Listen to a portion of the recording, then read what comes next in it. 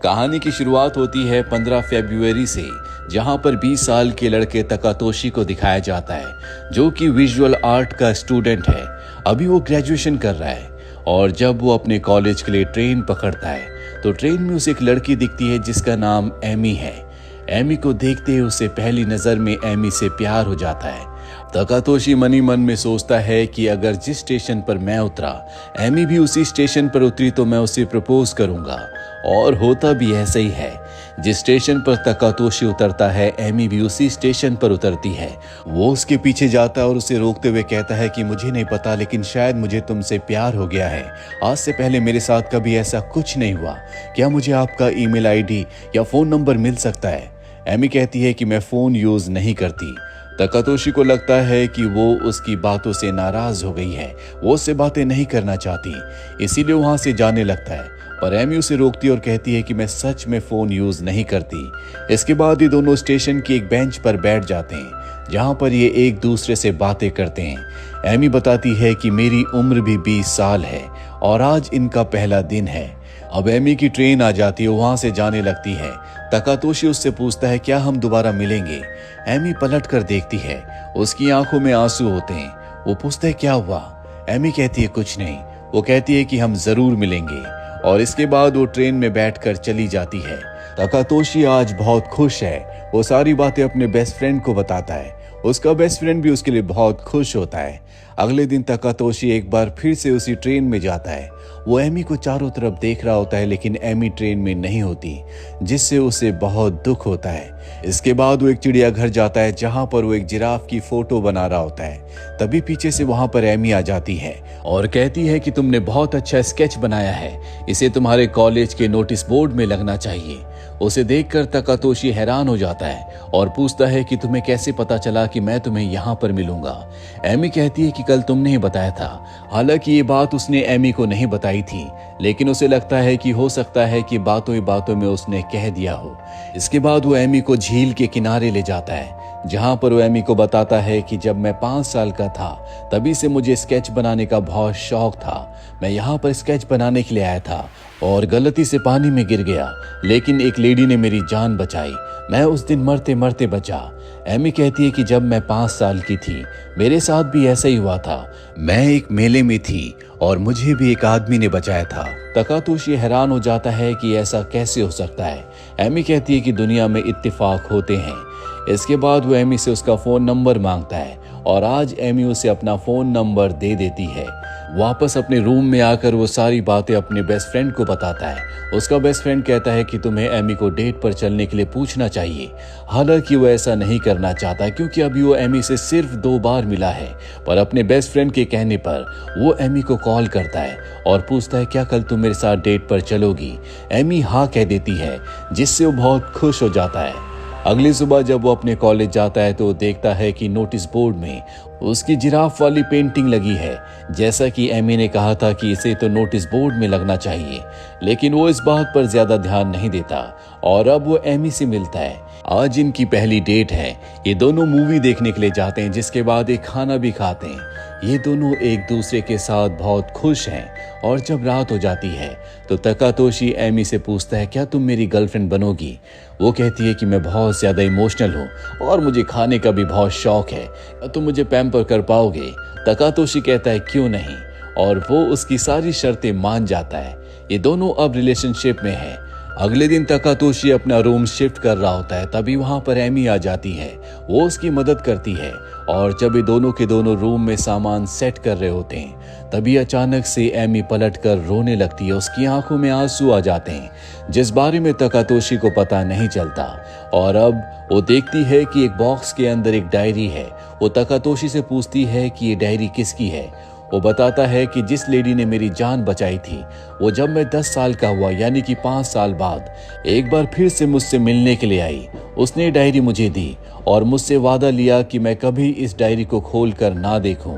इसीलिए आज तक मैंने इस डायरी को कभी नहीं खोला। जल्दी एमी की मदद से तकातोशी अपने पूरे रूम को सेट कर लेता है। रात हो जाती है। एमी कहती है कि अब मुझे जाना होगा। तकातोशी उसे रेलवे स्टेशन छोड़ने के लिए जाता है। रास्ते में वो एमी का हाथ पकड़ लेता है और कहता है कि आज पहली बार मैंने किसी लड़की का हाथ पकड़ा है। एमी की आंखों में आंसू आ जाते हैं। तकातोशी कहता है कि तुम सच में बहुत इमोशनल हो।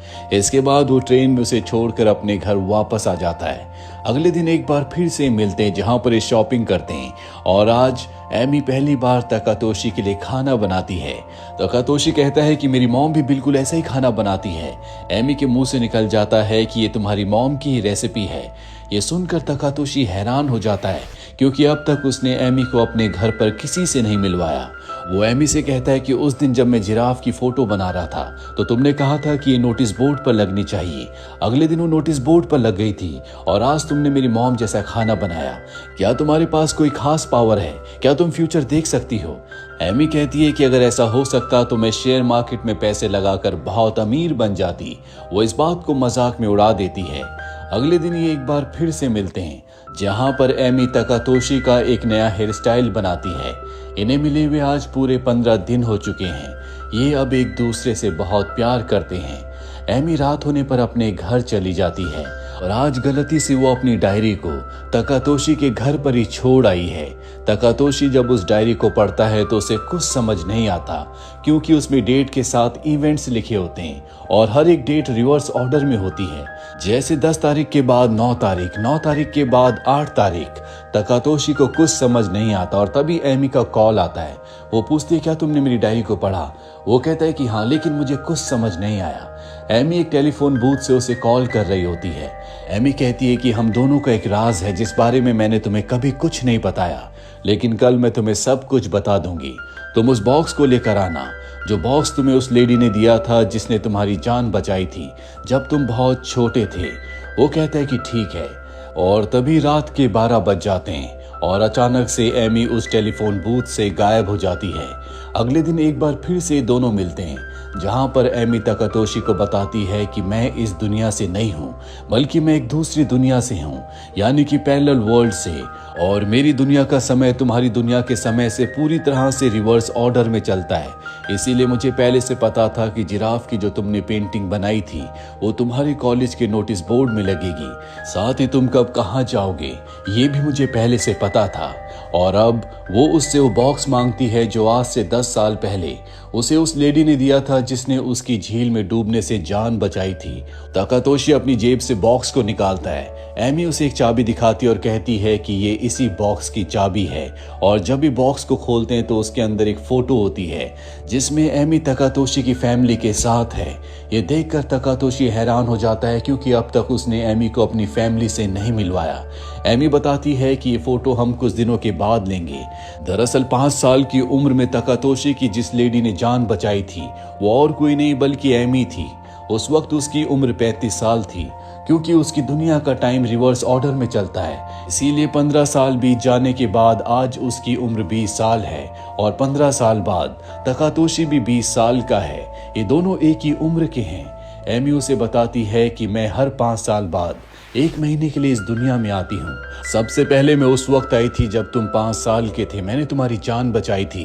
दूसरी बार मैं उस वक्त आई जब तुम 10 साल के थे और मैं 30 साल की, उस वक्त मैंने तुम्हें बॉक्स दिया था। तीसरी बार मैं तुम्हारे 15 साल की उम्र में आई जब मैं 25 साल की थी और आज 5 सालों के बाद जब तुम 20 साल के हो चुके हो तो मैं भी 20 साल की हूँ और ये पहली और आखिरी बार है जब हम एक ही उम्र के हैं। इसके बाद तुम्हारी उम्र बढ़ेगी और अगली बार जब मैं तुम्हें मिलूंगी तो तुम्हारी उम्र 25 साल होगी और मेरी 15 साल। इसके बाद मैं 10 साल की उम्र में आऊंगी तब तुम्हारी उम्र 30 साल होगी और जब मैं 5 साल की उम्र में आऊंगी तब तुम्हारी उम्र 35 साल होगी। याद है मैंने तुम्हें बताया था कि झील में डूबने से मेरी किसी आदमी ने जान बचाई थी, वो और कोई नहीं बल्कि तुम ही थे। ये सारी बातें सुनकर तकातोशी कंफ्यूज्ड हो जाता है। वो कहता है कि अगर तुम्हारी उम्र रिवर्स में चलती है, यानी कि जो मेरा पास्ट है वो तुम्हारा फ्यूचर है, तो तुम्हें अपने फ्यूचर के बारे में कैसे पता? वो कहती है कि जब तुम 25 साल के हो जाओगे और मैं 15 साल की, तो मैं 1 महीने के लिए फिर से इस दुनिया में आऊंगी। तब तुम ही मुझे ये सारी बातें बताओगे जिन्हें मैं डायरी में लिख लूंगी। यानी कि एमी के पास जो डायरी है जिसमें उसने सारे के सारे इवेंट्स को रिवर्स ऑर्डर में रिवर्स डेट में लिखा हुआ है, वो उसे और किसी ने नहीं बल्कि खुद तकातोशी ने बताया है, जो वो उसे आने वाले 5 साल बाद जब वो दोबारा 1 महीने के लिए इस दुनिया में आएगी तो ये सारी बातें बताएगा जिन्हें वो डायरी में लिख लेगी।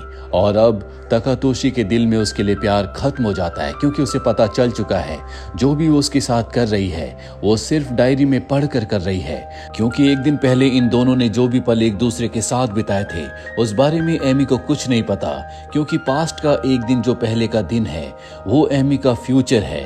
यानी कि एक दिन पहले जो वक्त इन दोनों ने साथ बिताया था उस बारे में एमी को कुछ नहीं पता, वो एमी का फ्यूचर है और तकातोशी का पास्ट है। उसे अपने एक दिन पहले के बारे में सब कुछ याद है, लेकिन एमी को नहीं। एमी जो भी एक दिन पहले के बारे में उससे बात कर रही होती है वो सिर्फ डायरी में पढ़ कर रही होती है, जो बात तकातोशी को बिल्कुल पसंद नहीं होती। तकातोशी कहता है कि अब हमें नाटक करने की कोई जरूरत नहीं है, हम दोनों के मिलने का एक ही मकसद था। जब मैं 5 साल का था और तुम 35 साल की तो तुमने मेरी जान बचाई थी, और जब तुम 5 साल की हो जाओगी और मैं 35 साल का, तब मैं तुम्हारी जान बचाऊंगा। तो हमें उसी मकसद पर फोकस करना चाहिए। ये कहते कहते वो बहुत इमोशनल हो जाता है, क्योंकि सच में उसने एमी से बहुत प्यार किया है। तकातोशी वहां से चला जाता है, उसे बहुत तकलीफ हो रही होती है और अब उसे एहसास होता है कि जो तकलीफ उसे अब हो रही है उस तकलीफ को एमी शुरू से ही बर्दाश्त कर रही है। 15 फ़रवरी जो इनके मिलने का पहला दिन था, दरअसल एमी का वो आखिरी दिन था। इसीलिए जब वो जा रही थी तो उसकी आंखों में आंसू आ गए थे, क्योंकि उसे पता था कि 15 फ़रवरी के बाद अब वो 5 साल बाद ही तकातोशी से मिलेगी, जबकि आने वाले सभी पल जो अब वो जिएगा, यानी कि 16 मार्च तक वो पहले से एमी जी चुकी है। क्योंकि 16 मार्च जो कि तकातोशी के लिए उसका आखिरी दिन होगा, वो एमी का दरअसल पहला दिन था, क्योंकि उसकी उम्र रिवर्स में चलती है। अपनी गलती का एहसास होने के बाद वो एमी को कॉल करता है। रात के 12 बजने वाले हैं, इसीलिए एमी से कहता है कि तुम्हारा जो कल आएगा, यानी कि जो उसका एक दिन पहले बीत चुका है, वो मैंने तुम्हारे साथ बहुत अच्छे से बिहेव नहीं किया, उसके लिए मुझे माफ कर देना। और अब रात के 12 बज जाते हैं, एमी गायब हो जाती है। अगले दिन एक बार फिर से तकातोशी एमी से मिलता है, लेकिन एमी को कुछ याद नहीं होता कि एक दिन पहले क्या हुआ था, क्योंकि एक दिन पहले जो कुछ हुआ है वो उसका फ्यूचर है, यानी कि एक दिन बाद उसकी जिंदगी में वो सब कुछ होगा। वो एमी से कहता है कि मैं तुमसे बहुत प्यार करता हूँ, और इसके बाद ये दोनों एक दूसरे के साथ बहुत अच्छा टाइम स्पेंड करते हैं। तकातोशी एमी को अपने घर भी ले जाता है, जहाँ पर उसकी मॉम उसके लिए बहुत अच्छा खाना बनाती है। एमी उनसे खाने की रेसिपी पूछती है, और एक यही कारण होता है कि पास्ट में एमी ने तकातोशी के लिए वैसा ही खाना बनाया था जैसा कि उसकी मॉम बनाती है, क्योंकि उसने तकातोशी की मॉम से रेसिपी पूछ ली थी। तकातोशी बार बार इमोशनल हो जाता है, ठीक उसी तरह जिस तरह से एमी हुआ करती थी, क्योंकि उसे पता है कि ये 30 दिनों तक ही एक दूसरे के साथ रहते हैं, जो कि अब लगभग पूरी तरह से बीत चुके हैं। और अब 16 मार्च आ जाता है, जो कि उसका एमी के साथ आखिरी दिन है, लेकिन ये एमी का उसके साथ पहला दिन होगा। तकातोशी जब अपनी यूनिवर्सिटी में होता है तो वहां पर एमी आती है, जो बहुत शर्मा रही होती है, हालांकि वो पहले से तकातोशी को जानती है। तकातोशी कहता है कि मैं तुम्हारी एक फोटो बनाऊंगा। तकातोशी के सामने एमी बैठ जाती है और उससे पूछती है कि हमने 30 दिनों तक क्या क्या किया था, मैं हर एक बात को डिटेल में लिखना चाहती हूँ। जिसके बाद तकातोशी उसे सब कुछ बताता है और वो हर एक चीज को अपनी डायरी में लिख लेती है। ये दोनों पूरा दिन एक दूसरे के साथ बिताते हैं, और जब रात के 12 बजने वाले होते हैं तो ये उसी स्टेशन पर जाते हैं जहां से एमी हमेशा ट्रेन पकड़ा करती है। आज तकातोशी बहुत इमोशनल होता है, ठीक उसी तरह से जब पहली बार वो एमी से मिला था, और वो बहुत इमोशनल थी क्योंकि वो उसका आखिरी दिन था। और जैसे ही 12 बजते हैं यहाँ पर ट्रेन आती है और एमी उस ट्रेन में बैठकर चली जाती है। तकातोशी को पता है कि अब 5 सालों तक वो एमी से नहीं मिल सकता, और अब 5 साल और बीत जाते हैं। तकातोशी 25 साल का हो चुका है। इस वक्त एमी मात्र 15 साल की है। वो स्कूल में पढ़ती है। वो उससे मिलने के लिए जाता है, उसे वही पोर्ट्रेट, वही फोटो दिखाता है जो आज से 5 साल पहले उसने अपने कॉलेज में एमी का बनाया था, और एमी को बताता है कि आज से 5 साल बाद हम मेरे कॉलेज में मिलेंगे। और एक यही कारण था कि 5 साल पहले जब ये दोनों 20 साल के थे और एमी का पहला दिन था, तो वो उसके कॉलेज आई थी, क्योंकि जब वो 15 साल की थी तो 25 साल के तकातोशी ने उसे बता दिया था कि जब हम एक बार फिर से समय में एक साथ होंगे, यानी कि तुम्हारे 5 साल बाद जब तुम 20 साल की हो जाओगी और उस वक्त मैं भी 20 साल का रहूंगा, तो हम दोनों मेरे कॉलेज के आर्ट रूम में मिलेंगे, जहां पर मैं तुम्हारी ये फोटो बनाऊंगा। इसके बाद 5 साल और बीत जाते हैं और अब तकातोशी 30 साल का हो चुका है। वो एमी से मिलने जाता है जो इस वक्त 10 साल की है। वो उससे बहुत अच्छे से बात करता है। इस वक्त तकातोशी बहुत मैच्योर हो चुका है और उसे अलविदा कहने से पहले वो कहता है कि हम एक बार फिर से दोबारा जरूर मिलेंगे। 5 साल और बीत जाते हैं। एमी की उम्र इस वक्त मात्र 5 साल है। वो अपने परिवार के साथ पहली बार अपनी दुनिया से हमारी दुनिया में टेलीपोर्ट हुई है। वो अपने परिवार के साथ एक मेले में होती है। तभी वहां पर एक विस्फोट होता है, जिस विस्फोट में एमी को एक लड़का बचाता है और ये और कोई नहीं बल्कि 35 साल का तकातोशी है। ये पहली बार था जब एमी ने तकातोशी को देखा था और यहीं से इन दोनों की कहानी शुरू हुई थी। लेकिन शायद ये दोनों समय के एक भंवर में फंस चुके हैं, क्योंकि यहाँ से एक बार फिर से कहानी आगे बढ़ती है। जब एमी 20 साल की हो चुकी है, वो ट्रेन में जाती है जहाँ पर उसे तकातोशी का इंतजार है। तभी वो देखती है कि उसके सामने तकातोशी है, जिसे देखकर उसके चेहरे पर एक मुस्कुराहट आ जाती है। और इसी के साथ ये फिल्म, ये कहानी यहीं पर खत्म हो जाती है। उम्मीद करते हैं कि ये कहानी आपको पसंद आई होगी।